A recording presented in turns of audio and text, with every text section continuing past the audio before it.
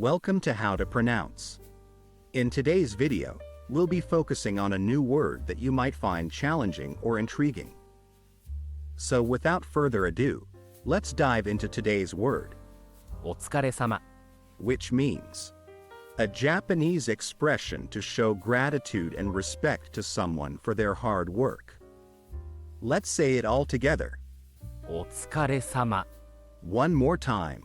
お疲れ様 Now let's split the word into syllables and then pronounce each syllable one by one.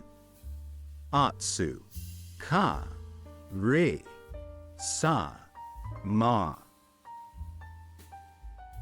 Thank you for joining us on this adventure in pronunciation. Remember, language is a journey, not a destination. Keep exploring, experimenting, and expanding your linguistic horizons. We'll see you next time.